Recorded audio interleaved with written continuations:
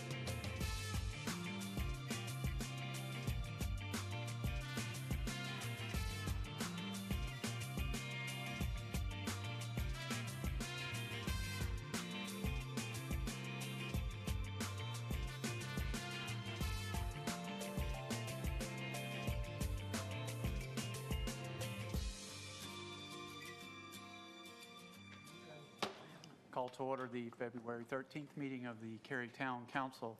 At this time, I'll recognize Council Member Bush for our ceremonial opening. Ms. Bush. Thank you. Please join me in the Pledge of Allegiance. I pledge allegiance to the flag of the United States of America and to the republic for which it stands, one nation, under God, indivisible, with liberty and justice for all. We're now at the portion of our meeting where we adopt the agenda, and I would entertain a motion to do so.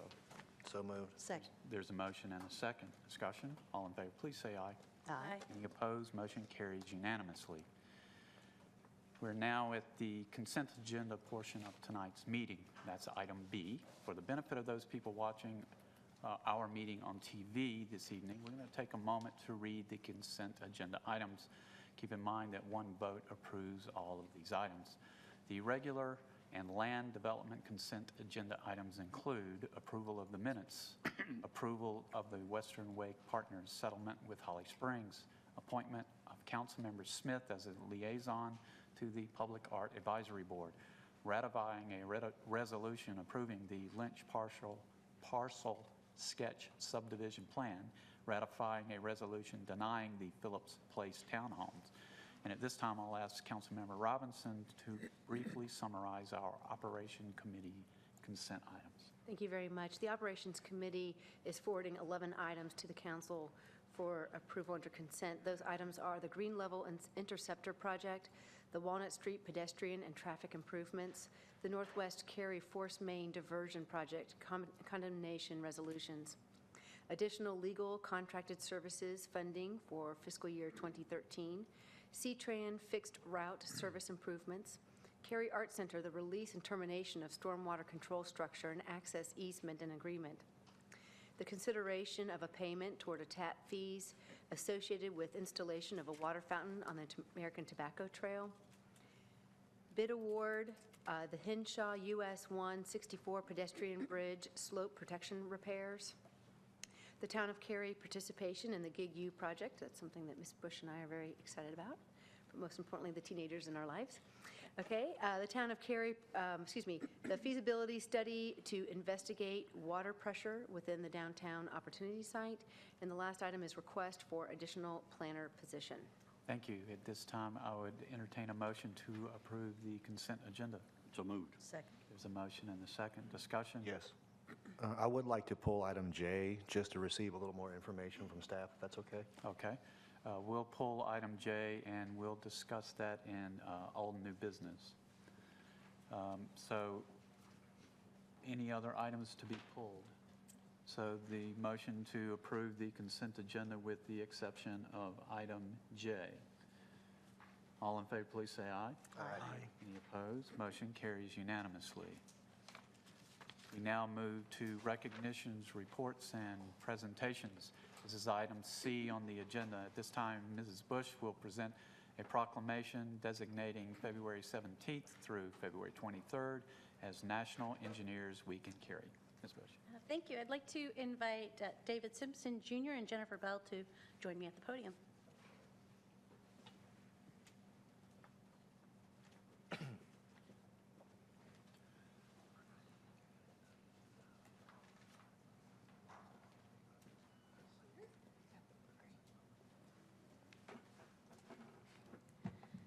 There's two things you know about me when I come up to this podium. One is it's probably about technology, and the second is I have to do this.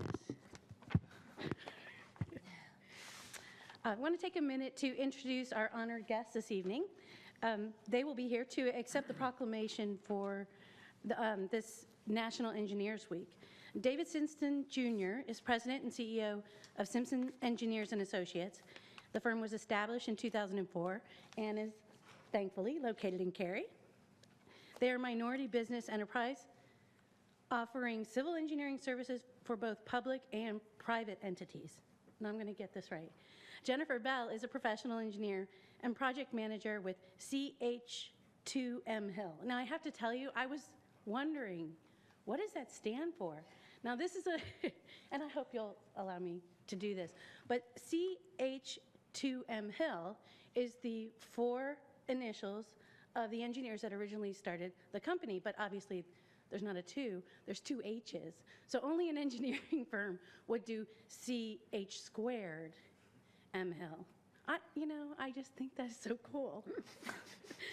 She's been a member of the Professional Engineers of North Carolina for nearly 10 years, serving as the chair of the statewide Public Policy Committee and chapter president, and most recently, a statewide director at large. Thank you both for being here with us this evening. One moment, I think there's 2 reasons that I ran for council, and if you don't mind, I'll just say it quite simply.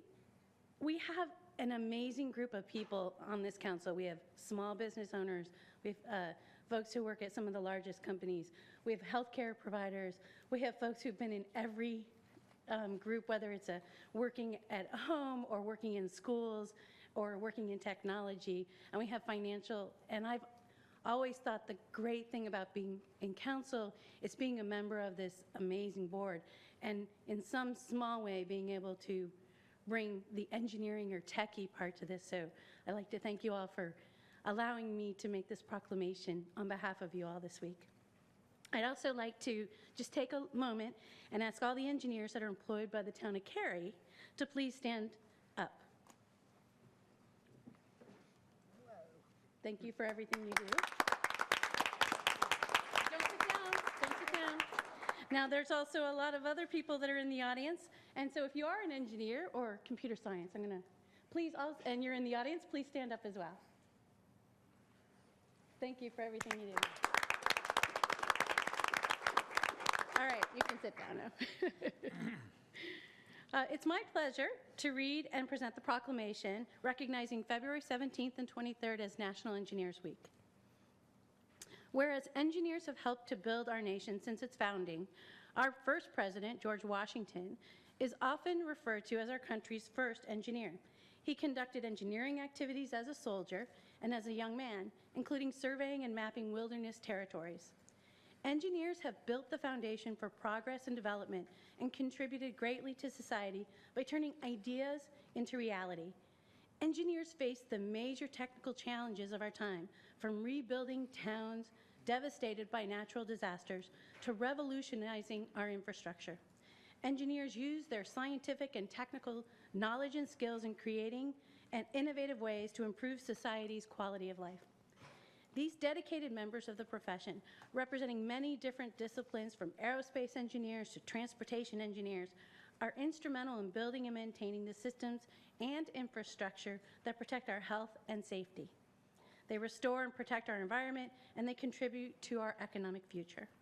National Engineers Week was established in 1951 to help increase public understanding of the engineering profession. And as we observe National Engineers Week, we ask everyone to recognize the critical work that the more than 1.6 million engineers in this country do, celebrate engineering technology and innovation, and cultivate interest in math, science, and engineering among our nation's youth, tomorrow's workforce. Now, therefore, I, Lori Bush, on behalf of Mayor Weinbrecht and the entire Cary Town Council, proclaim the week of February 17th through the 23rd as National Engineers Week in the town of Cary. I encourage Cary citizens to join communities across America in participating in National Engineers Week activities. And in doing so, consider that virtually everything we see and use has been engineered in some way, although we may not see the engineers who work behind those scenes. And furthermore, we applaud the engineers working for the town of Cary and over 600 licensed professional engineers in our community for the significant contributions they make to enhance the quality of life for all Cary citizens by providing for their health, safety, and welfare. Proclaimed this 13th day of February. For you.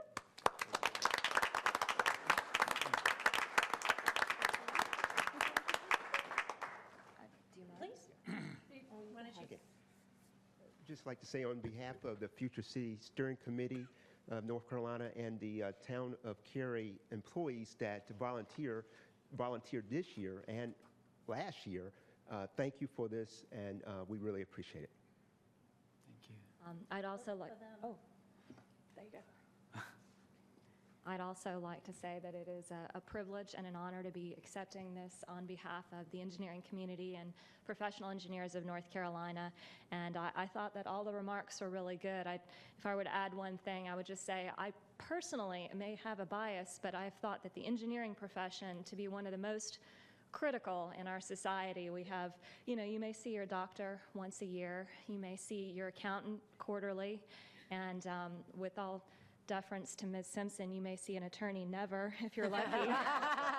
but you really can't wake up in the morning without feeling the influence of engineers. And we're today's problem solvers, and in tough times, it's important to do a lot more with less. And hopefully we will continue to realize the commitment that Cary has to the engineering community, and see what a wise investment that you've made in that regard. So, and how fortunate you are to have somebody on your council as one of the engineers in that community. So thank you again. I appreciate it. And thank you so much for being here and accepting these proclamations. We really appreciate it. Thank you. And I'd like to thank the town engineers for all you do for Cary citizens each and every day, going above and beyond. And to the other engineers in the audience, thank you for all you do. I know being an engineer, being a computer science engineer, I know it's not easy and it's difficult work, so thank you for all you do. All right, we're going to move on to our next item, which is Public Speaks Out.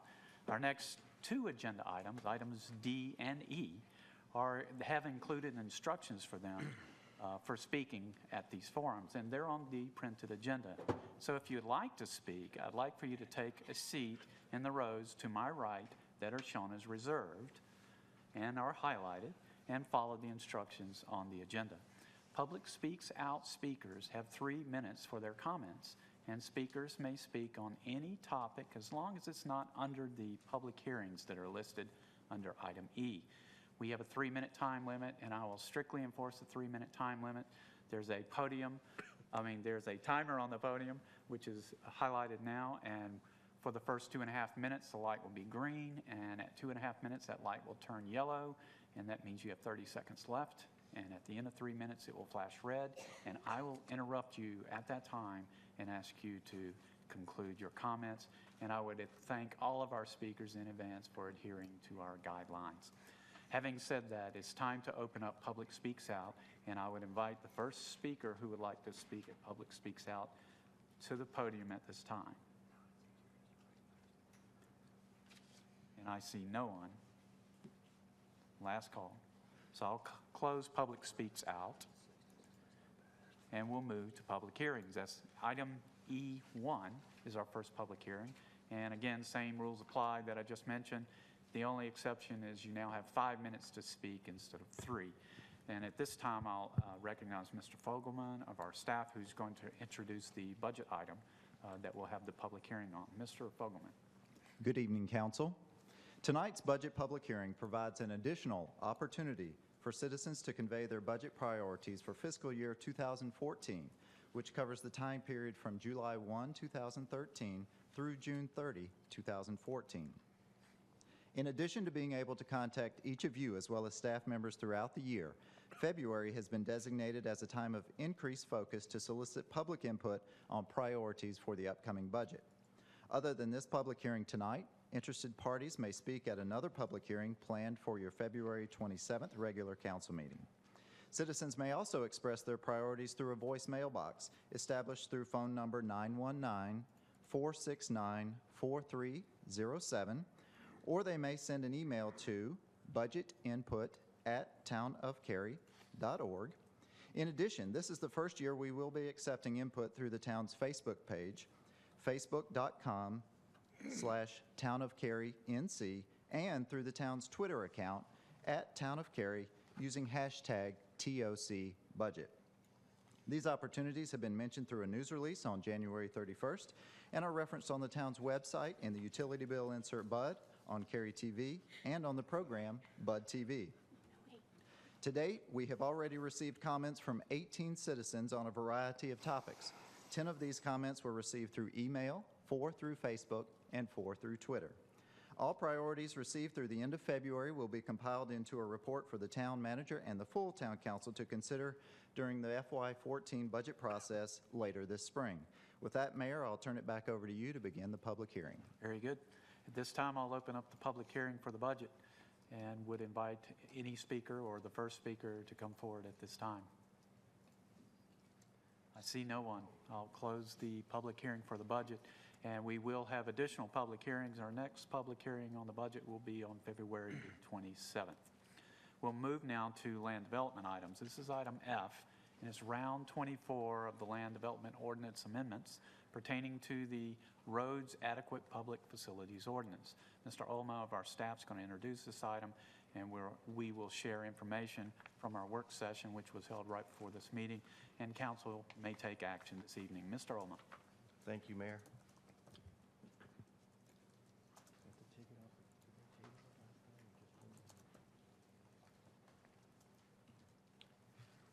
Just a quick summary. As you mentioned, you were just in a work session where we reviewed some of the key items within this topic. But just to refresh everybody's memory, we started in December with a call by council for a public hearing to consider repealing our roads ordinance and making other text changes. And this would be done as an interim set of regulations while we would work on a permanent ordinance, as permanent as any ordinance can ever get. You conducted a public hearing on January 10th. Planning and Zoning Board reviewed this in a work session and a regular meeting on January 14th, and they recommended approval of the ordinance as it was presented to you at the public hearing. Council added time at our retreat in January on the 19th, and on your last meeting you held this item over until this meeting. And we also conducted a stakeholder meeting on January 30th as a staff, and that's the participants and their exact comments are included, are linked to the staff report. Recall that the amendments that are being proposed cover 5 areas, and we'll go through each one of those. But in light of the questions and the comments and the discussion that's occurred since this started, staff has suggested a couple of changes to the proposed amendment language. Part 1 is the repeal of the roads ordinance. So this would remove section 3.23 from the land development ordinance as it would apply to site and subdivision plans, and so we would no longer test adequacy of the transportation network at that stage in the development process. And since the public hearing, there are no suggested changes to this part of the amendments. Part 2 deals with rezonings and focusing a traffic study requirement earlier in the development process at rezonings. So this language has been moved over into section 341. We also recommended that we eliminate traffic screening study that's available for mixed-use developments, and we talked those rezonings, so they would all be treated the same. And we would continue to use for these rezonings our present arrangement of cost share for the cost of the studies and use of town's consultants. And as a result of this, the intent is that you and the planning board would be able to evaluate proposed development, a rezoning impact on the transportation system, and would be able to then use existing rezoning criteria to be able to make a determination whether or not to approve that particular rezoning. One change in this area relates to the threshold level for conducting a traffic impact analysis for rezoning. At the public hearing, staff recommended that it be changed from 50 net new trips to 50 or more total peak hour trips. And since then, we would suggest that we raise that number from 50 to 100 or more total peak hour trips. And as we'll see, that'll match other requirements in the other sections of the ordinance.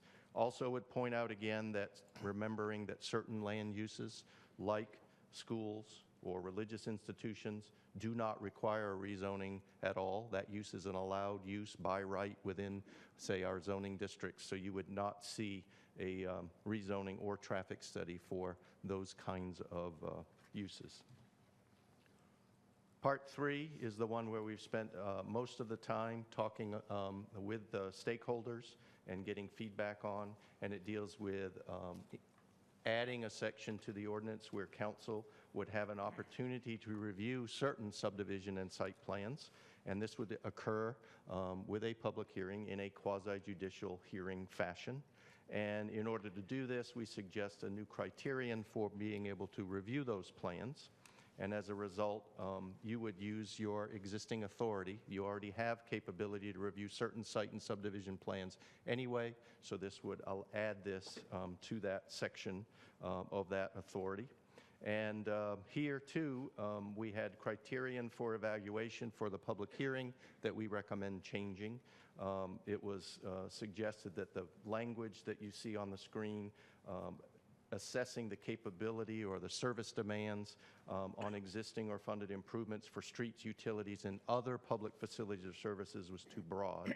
And so in response to that, staff would recommend narrowing that language down, and the plan would then focus on mitigating traffic congestion impacts that would reasonably be expected to be generated by that project. So that's one change in the language for this section. And then most of the time, the staff team has been working on evaluating the threshold for which plans would then come under that section of the ordinance and would be presented to council for review. And at the public hearing, this was for 5 acres and non-residential 5 acres of residential, and for non-residential, more than 10,000 square feet of floor space, or including a drive-through facility. And through the discussions with council and others, and at the retreat, you asked for some potential range of options to consider, and so that's what we present to you in this options matrix, where option 1 is the version of the ordinance that was suggested for public hearing, 10,000 and 5 acres. And we estimated, because you wanted to know, everybody wants to know, how many of these plans might council have to consider, or the outside world would want to know how many of my plans would have to come through a council review. And based on last year's cases and these threshold numbers, that estimated number of cases comes from 2012. So this would have included, if this were in place last year, you could have seen 27 of these plans that met these thresholds in a quasi-judicial fashion. The second option starts to slide the threshold level up, and it suggests that we could do 50,000 square feet of non-residential floor area, or drive-through use, and we've clarified in all of these that the drive-through intent was for new or expanded drive-throughs, not if you were remodeling a building that happened to already have a drive-through. And we switched from an acreage metric to a unit count metric on these other two options, 2 and 3, to be greater than or equal to 50 units. And that would yield about an estimate of about 17 plans from 2012 that would have undergone this review. Option 3 goes up one more level and doubles the square footage and the number of units, and would result in an estimate of about 10 plans that would meet 100,000 square feet of non-residential floor space, or a new or expanded drive-through use, or more equal to or more than a 100-unit residential project. And finally, at the far end of the range, we offered an option that it would be option 4, which would have none of these plans, site or subdivision plans, reviewed during this interim period, and that we would have no mechanism to look at the traffic effects of any projects under that option. Part 4 is a relief mechanism for plans that have gone through the approval process before, because we're changing the rules and regulations on projects that had already started. This is suggested as a way to give relief to folks who would want to be able to come in and ask for relief from a prior approval that included an improvement that might not be included under today's ordinance. And this too would be quasi-judicial. And if you had your plan approved in a certain period of time, or if you filed one and it's still in the process, you would have the ability to come to council, ask for relief for road improvements, but it would be only those road improvements that are not otherwise already required under our ordinances and our regulations, and that would not, you would evaluate the request based on these criteria, that the relief wouldn't create unsafe conditions or emergency service access problems, or would tie again to that other criterion in Part 3 about impact of traffic congestion impacts. So that's the, nothing has changed in that section, and other than that language reference. And finally, the other related amendments deal with reference corrections again throughout the ordinance in order to make it all tie together. No changes to any of those since our public hearing before. Just a few other closing comments. As you're aware, we've already started work on the permanent ordinance. So we've been having a staff team starting to try to figure out schedules and timing. And as we told you earlier this evening, we would hope to be able to target an end of the calendar year adoption of a new set of ordinances and requirements dealing with this topic. There's been questions about no matter which threshold level you might establish on the site and subdivision plan review. Folks wanted to know, well, do they have to do a full construction level drawing in order to bring that to council, or might they do a sketch plan first? And you actually dealt with on your consent agenda a sketch plan earlier this evening, and that's already allowed under the LDO. So somebody, if they were coming forward with those projects, would be able to submit a sketch level plan in order to get council evaluation, then would proceed to construction drawings after that time. And one other piece of this is that no matter what we did and looked at, there's concern about overall large development projects that are, and they're all mostly built in phases and pieces over time, as you know, and you know, there's just no way we could set up anything, at least in an interim way, to be able to account for that. So you may be a property owner, part of a large development, and if, depending on the threshold level you would set for those site and subdivision plans, that site or subdivision plan may still have to come through that quasi-judicial review process in order to be dealt with, because it meets the 50,000 or 10 or 100,000 square foot level. So we haven't figured out a way to exempt projects just because they're part of a much larger development that's been sort of in the works for a long period of time. So staff would recommend adoption of the LDO amendments with these changes that I've identified. So in Part 2, change to 100 total peak hour trips. And in Part 3, use the new language for the evaluation criterion. We recommend option 3 for the size threshold. That's 100,000 square feet and 100 units. And that the language also account for new or expanded drive-throughs in Part 3. And in Part 4, revise the dates to match our adoption schedules and the time frame. And we recommend an effective date of these changes to be March 1, 2013, and that you also authorize staff to proceed with continued work on a new ordinance. So with that, Mayor, I'll turn it back over to you for your discussion. And staff's recommendation is take these as 5 separate items as listed here. The way it's set up, Mayor, if council concurs with staff's approval, you can do it all as one. Okay. If it looks as if it's going in another direction, I think we should take it. Okay. I'll open it up to council members for discussion, question, comments, motion. make a See where we motion. go. Okay. Make a motion to approve staff recommendation. Okay. Second. Second. Is there discussion? I just want to thank the staff for the amount of work they put into this and the thoughtfulness, and I think our work session was very productive and helped increase our level of understanding of the impact of even a temporary ordinance.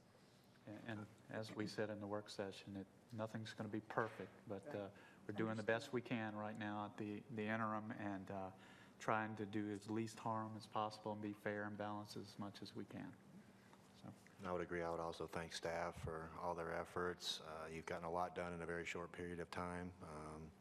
And then also thank you for reaching out to all the stakeholders and folks in the community to get their input. And based on some of the changes in the final recommendation, I think that, bared some fruit. And I too believe it's a good balance of, trying to protect the town's economic development goals while also protecting the citizens from increased costs associated with that development. So I think at the end of the day, it's fair. It's probably as good as we're going to get right now.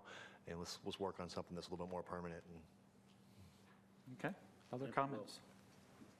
For what it's worth, I mean, folks have to understand that there was a lot of discussion on this. And, in the end, I think what helped me a lot was the fact that what we are dealing with is an interim and a temporary thing, and we have to do something. And I think this, so I kind of echo the comments that my peers have already said. Other comments? We have a motion and a second. All in favor, please say aye. Aye. Any opposed? Motion carries unanimously. Thank you, Mr. Allman, and thank you, staff, for working us through this. I know that was very difficult. Thank you. We now move to, I've lost my place. Old and new business. And we're on item H1, proposed transportation development fee, and Mr. Bailey of our staff is going to introduce this item, and we'll share information from the work session we had right before this meeting. Mr. Bailey. I'm sorry, didn't, Well, I mean, we have another item. I just added it to the end. you put it at the very end? Yeah. I'm sorry. If Make sure that's it wasn't okay. missing. Okay. Good evening, Council. This item, similar, was discussed in the work session, so I'll try to be brief. But we've had this item. It has gone through public comment period, and it was tabled, and it's now back before you for consideration. As requested by Council, we've calculated an inflationary construction cost increase associated with this, and have a report for up to a 9.32% increase. And we have a table of fees based on that. That if you choose to adopt, actually the table would be the exact amount because there's some rounding issues in that. And I just wanted to quickly present a couple of charts. One is our transportation development fee history, and the red bar is indicating what our planned change would be if the staff recommendation was followed. And then the second is just a comparison of adjacent jurisdictions to just give a feel for where we stand relative to some of the other communities which charge transportation development fees. Some charge nothing, but these are some that actually charge a fee. So with that, staff's recommendation is for the fee increase. Okay. Comments, questions, motion?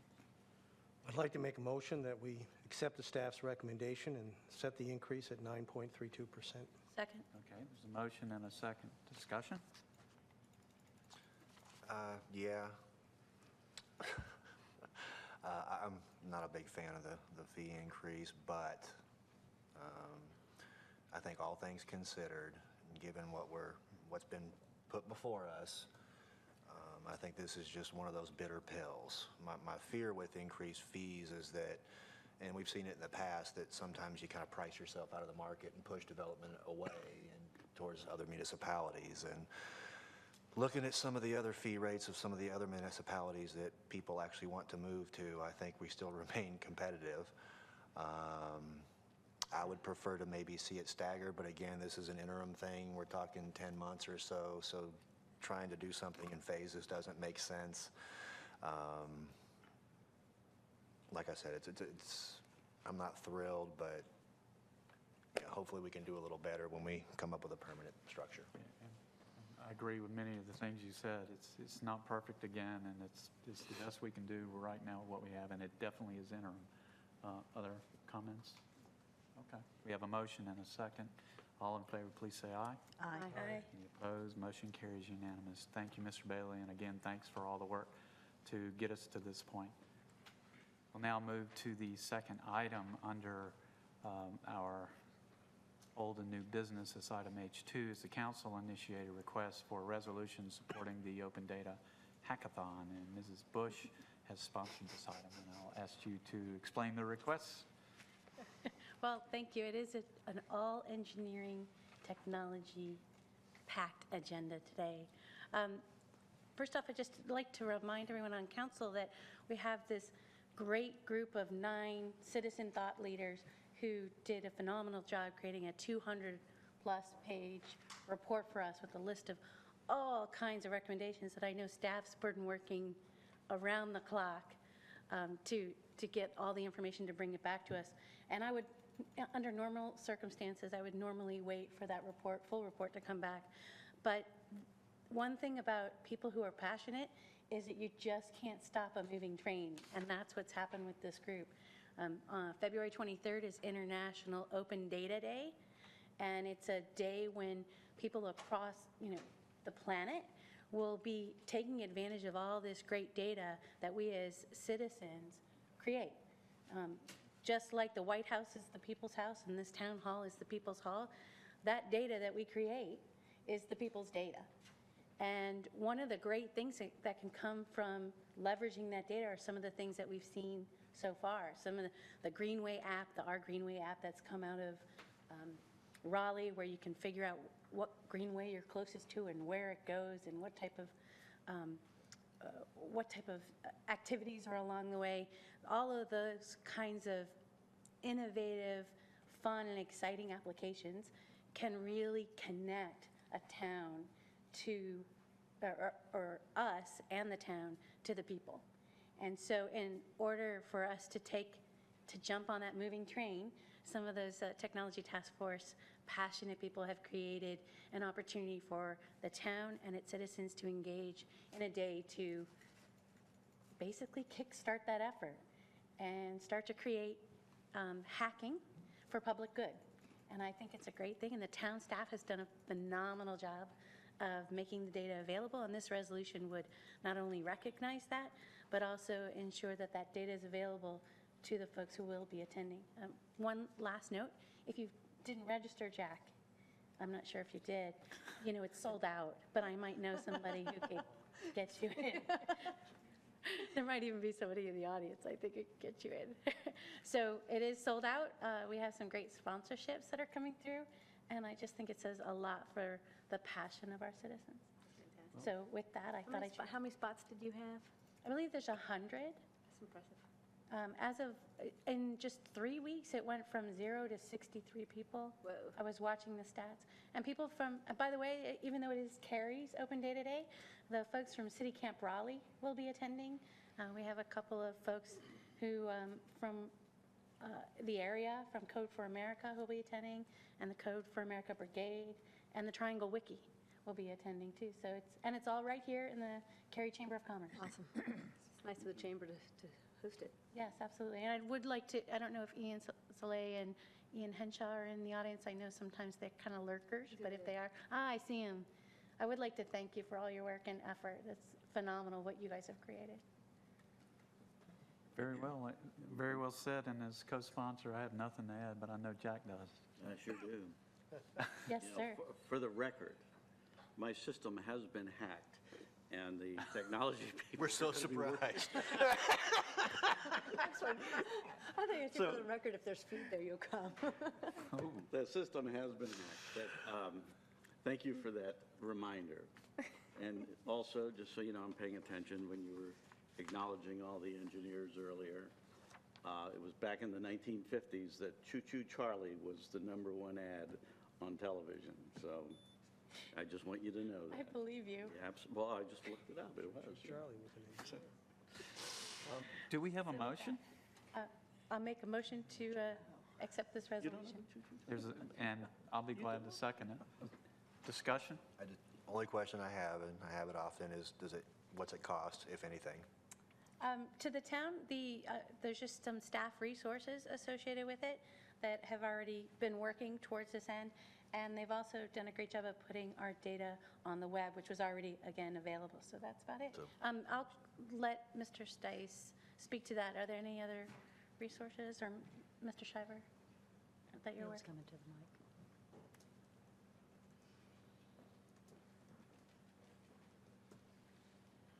Councilmember Bush is correct.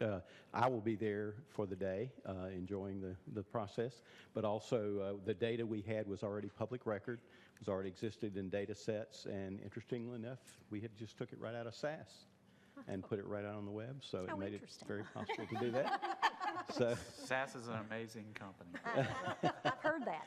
We also are providing some of our wireless hotspots, which will help the wireless connectivity for that, which we have at council retreats and other things. But that's pretty much it. Cool. Thanks for your support. Other comments? And thank you for asking. Other comments? We have a motion and a second. All in favor, please say aye. Aye. Any opposed? Motion carries unanimously. We now move to item H3 as the council initiated a request to begin the process of amending the land development ordinance to include new language about suspended signs. Mr. Frantz, this is your item. Thank you, Mayor. I was just contacted by a business owner in the downtown area who has a very tasteful hanging sign out in front of his business that unfortunately was brought to his attention that sign is a non-conforming sign according to the town's LDO. And he's obviously seeking some form of relief. I don't know the language or how to go about doing that. This is basically just to direct staff to work on some language or an amendment to the town's ordinance that would allow these types of signs. Staff seems relatively supportive of the idea. Obviously, they'd bring something back to council. They did ask, is this something we would want to do just in the town center area or town-wide? I prefer town-wide. What's good for one is good for everyone, but I'm not going to fight over it. I mean, it's basically just looking to help a business owner out, a business owner that we recruited to come downtown, I might add. So with that, I'll... Okay. Ms. Adcock, your co-sponsor, comments? Thank you, Mayor. Well, I'm really glad we recruited this business owner, but I would advise all business owners to read the LDO before they erect a sign. No offense to anybody. But I think it's fine to investigate this. I know I heard Jeff say the other day they'll look at what other towns are doing, what's reasonable, what's conforming with our other appearance standards. And I do agree with you, it should be town-wide. I don't want us to throw all of our attention and resources towards the town center and make everybody else in town feel like they're disenfranchised. So I'm all in favor of that. Other comments? I'll just make a quick comment. I'd actually like to see it just come downtown first because it gives us a way to kind of test drive it and see how it's working. And then if it seems like it's a good thing, then spread it out. We've done that with other sign changes where we kind of open it up first to downtown and then open it up to other areas later. So that's just, counterpoint. But can you give me an example of that? You have much more history than I do about this. Give me an example. The sandwich boards, then also the neon open signs we first did downtown, then we passed on. I think the Christmas lights, the little twinkling lights started first in downtown, and then once we felt like, okay. So you made sure it wasn't like over the top. Then and you didn't see have what some of the to tweak it more ramifications are, and then you say, okay, all right, this doable. So the intent is not to restrict it at the end of the day, but at the beginning to measure the impact. Sort of, test drive it, I can agree. And we could ask that staff brings us back a couple options. Yeah, one if I just town-wide, bring some one ideas. town center, and we can figure out which one we like. Part of the discussion with staff I had about this is there may be unintended consequences, and the report will show that as well. In other words, it might open up a whole category that we don't want to open up, so we have to be very careful. So that information will come back as well. Other? Yeah, my only my only thought is, I think one of the things the town does well is we look at a lot of our ordinances periodically for those unintended consequences and to revisit them. And there's a part of me that's rationalizing this with, that's a practical thing to do here for all the things you said, have the staff come back. But I really want to echo what Ms. Adcock just said earlier. It would be nice if people read the rules once in a while so that we're not always having to react to someone's special, unique interest. I will say, Jack, that the LDO is only about... I understand. I understand. And I understand that we need to fix that. And I understand that, you know, in the scheme of life, earlier we've just dealt with TDF, and we're dealing with a lot of changes that are really big and important, and we're trying to help a citizen out here. I just think that, in my perspective, this just falls under the purview that we revisit those things periodically anyhow, and that's just kind of how I'm looking at it. So maybe it's a nit, but times are changing, and it's time for the staff to look at it in the aggregate. Okay. Other comments, questions? Want to give us a motion? Motion to direct staff to go do it. You want to help rephrase that? Motion to direct staff to investigate amending the town's land development ordinance to allow for hanging signs, suspended signs that are currently in violation of Cary sign ordinance. There's a motion. A second. And a second. And I would just point out that it's, I know the intent of your motion, Mr. Frantz, is not just to address this one out-of-compliance sign. Right. No, it's... To really look at how this could be done in a way that's in conformance with how the rest of town looks, so. Okay. All in favor of the motion, please say aye. Aye. Any opposed? Motion carries unanimously. We had an item pulled from consent. It was item J, and we'll entertain that now. Mr. Frantz, you want to speak to that? Yeah, just wanted a little more, I wanted to better understand it. The staff report seemed to make sense, but I just want to make sure that we're not doing this feasibility study just for the hotel that's coming downtown, which the staff report does speak to, you know, would help with town projects, other businesses that might wish to locate, but just so folks that are, you know, that read the agenda or whatever, that everyone's clear. Yes, we are looking at a feasibility study that would serve the entire downtown opportunity site, that entire block, with higher pressures as we move forward to develop that property.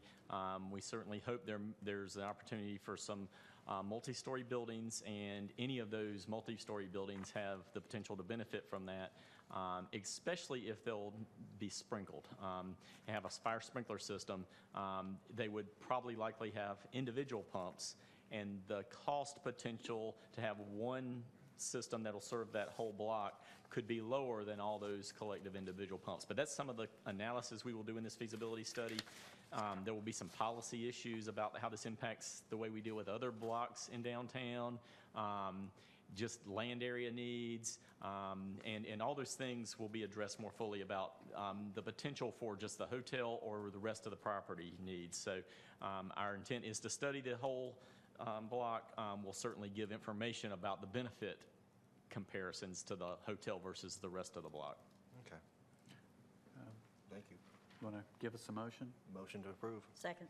The motion, second. Discussion. All in favor, please say aye. Aye. Any opposed? Motion carries unanimously. We now need to move into closed session, and I would entertain a motion. I'll read it if you'd like. Pursuant to GS 143-318.11A3, I move that we hold a closed session to consult with attorneys employed by and/or retained by the town in order to preserve the attorney-client privilege between the attorneys and the town. Among other things, the council expects to receive advice concerning the following lawsuit: Lee Everett versus Town of Cary. Also, to prevent the disclosure of information that is made privileged or confidential by GS 143-318.10. Second. We have a motion and a second. Discussion. All in favor, please say aye. Aye. Any opposed? Motion carries unanimously, and we are in closed session.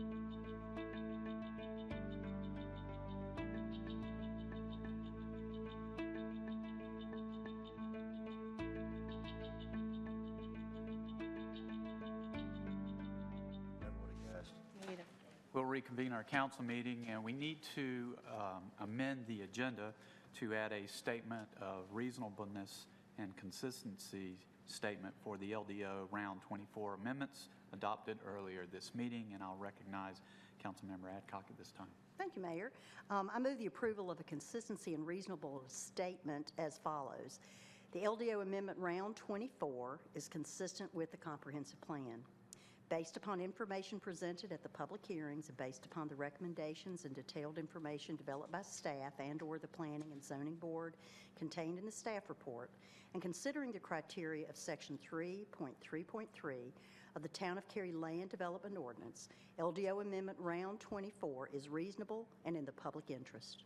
Second. There's a motion and a second, and in discussion, I just want to make sure it was okay to amend by consensus, or do I need a motion to amend the agenda, even though we're actually in the process of taking that item? We didn't do a motion. That's right. I think you're fine. I don't see a problem with that. Okay. Any other comments? All in favor of the motion, please say aye. Aye. Any opposed? Motion carries unanimously. And I would entertain a motion to adjourn. So moved. Second. There's a motion, second. Discussion. All in favor, please say aye. Aye. Any opposed? We are adjourned. Thank you. 16.